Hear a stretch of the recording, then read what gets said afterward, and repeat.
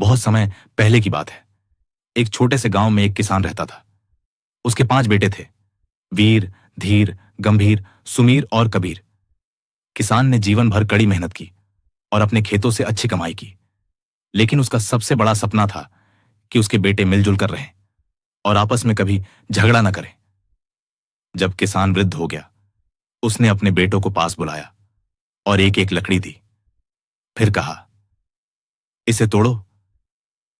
सभी ने आसानी से लकड़ियां तोड़ दी।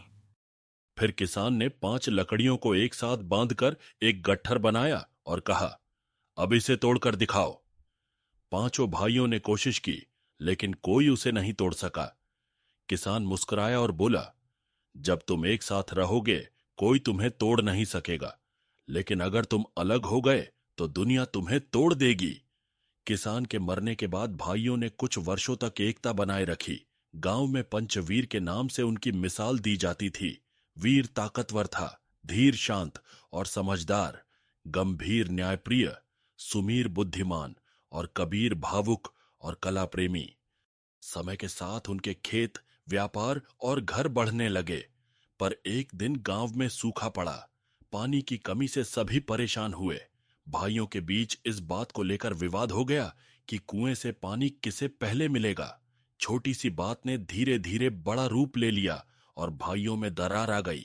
सबने अपना हिस्सा बांट लिया और अलग अलग रहने लगे। गांव वाले दुखी हो गए, क्योंकि पंचवीर अब पंच नहीं रहे। हर भाई अकेले संघर्ष करने लगा।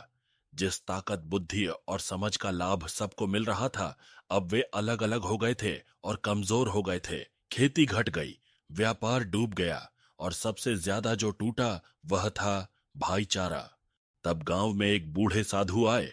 उन्होंने भाइयों को बुलाया और किसान की वही 5 लकड़ियों वाली कहानी उन्हें याद दिलाई। भाइयों की आंखें भर आईं। वे समझ गए कि उनका बंटवारा ही उनकी कमजोरी की जड़ है। 5 भाइयों ने फिर से साथ रहने का निर्णय लिया।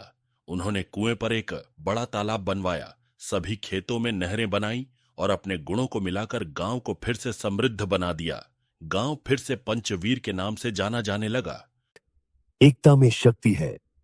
आपसी मतभेद हमेशा रहेंगे, लेकिन मिलकर चलने का संकल्प ही जीवन को सुंदर बनाता है।